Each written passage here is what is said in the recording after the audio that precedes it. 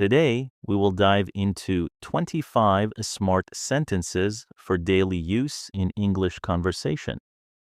These are expressions we actually use in real life, phrases that make you sound more natural, friendly, and confident in conversations. You might already use a few of them, but I promise you'll pick up some fresh ones too. So let's get right into it. When you run into someone you know, even just a little, it can feel a bit awkward if you don't know what to say.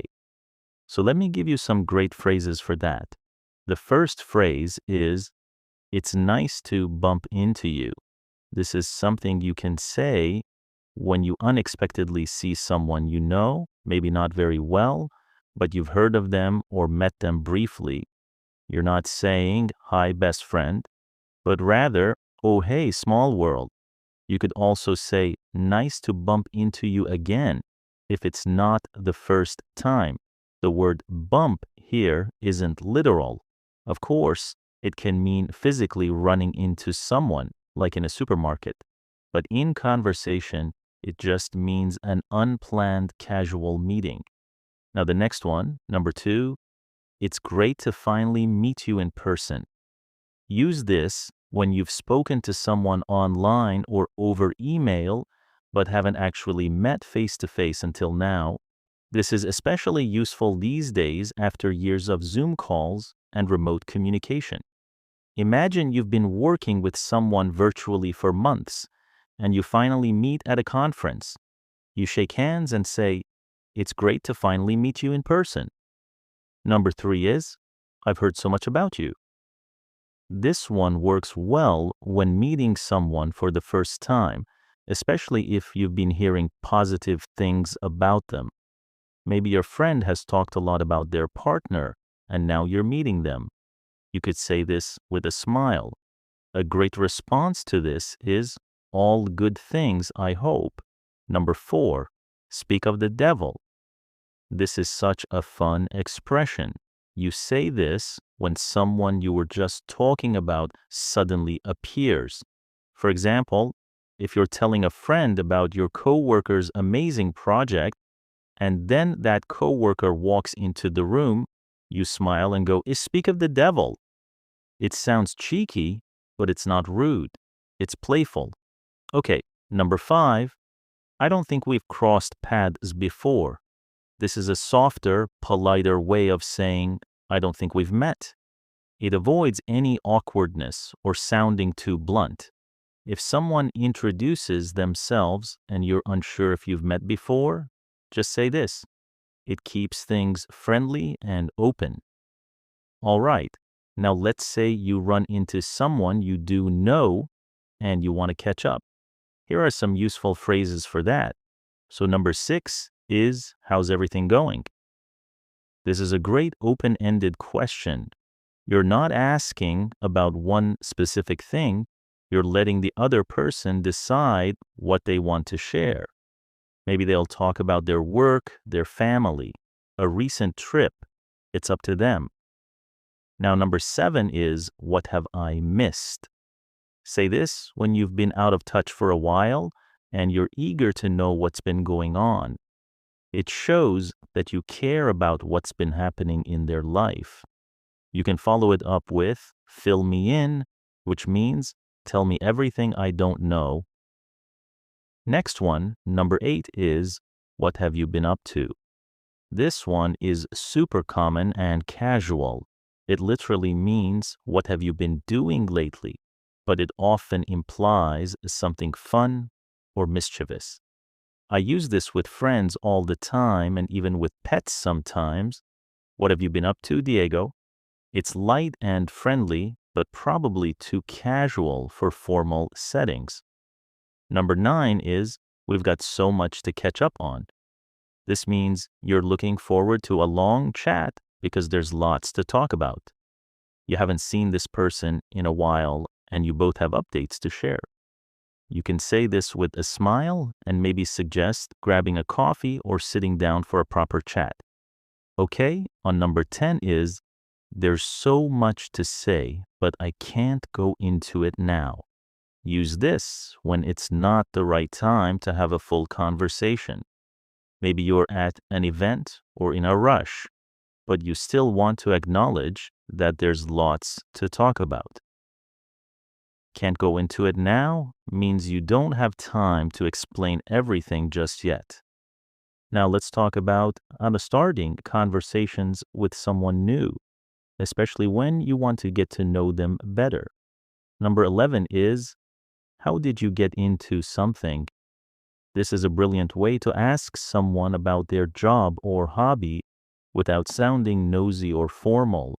Instead of, why are you doing this job, which can sound rude, you can ask, how did you get into photography? Or, how did you get into marketing? It gives them the chance to tell their story. Okay, number 12 is, what do you do for fun?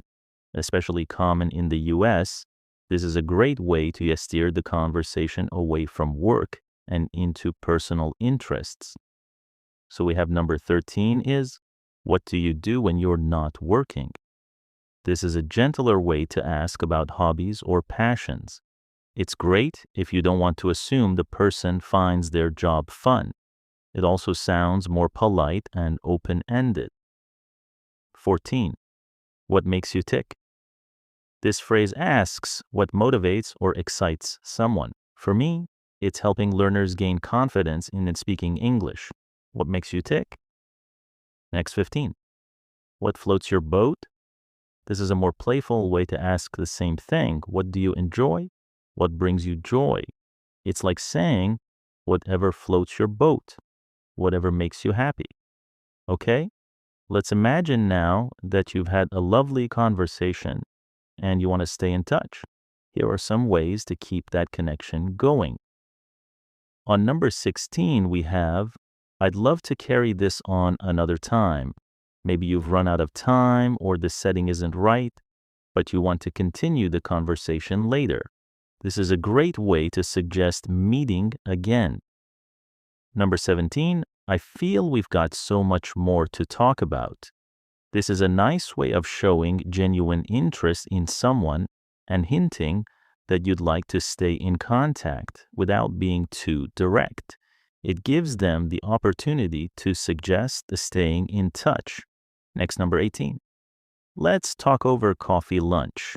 This is an easy way to suggest continuing the conversation in a more relaxed setting. Let's talk over coffee feels casual and friendly. It's a classic. We have number 19. We should do this again. Simple and effective. This phrase says, I enjoyed this chat and I'd like to have another. Whether you're networking, catching up with an old friend, or meeting someone new, it works. Okay, number 20 is, here's my number, drop me a line. Giving your contact details and saying, drop me a line, is a casual way to say, message me sometime. You can also say, drop me a text or drop me a WhatsApp, depending on your preference. We'll sort something out means we'll plan something together later. Now the hardest part of any social interaction, saying goodbye. Here are some classy ways to leave a conversation without it feeling awkward. Number 21. I'm a bit pressed for time. You can say this when you need to leave but want to sound polite. You're saying you don't have much time, but you're not being rude. Next is number 22. Right, I need to make a move. You might hear someone slap their legs and stand up as they say this. It's a friendly way to say, I need to leave now. Okay, number 23. I'm going to have to get going. Another gentle way to say it's time to go. By saying have to, you're implying it's not because you want to leave, it's because you need to. Number 24. I don't want to hog you, so I'll let you go. This one is clever. You're pretending that the other person is so great. You don't want to take up all their time. It's charming and flattering, and it makes the goodbye feel warm rather than abrupt. Last is number 25. I've already taken so much of your time. This is a sweet way to excuse yourself from the conversation. You're basically saying, thanks for chatting, I appreciate it, and now I'll let you get back to whatever you were doing. And that's it. 25 smart sentences you can use in all kinds of everyday conversations. Whether you're meeting someone new, catching up with old friends, or networking at a work event, these expressions will help you sound natural and confident. Thanks so much for watching. I hope you found something new to use today, and I'll see you in the next lesson. Bye for now.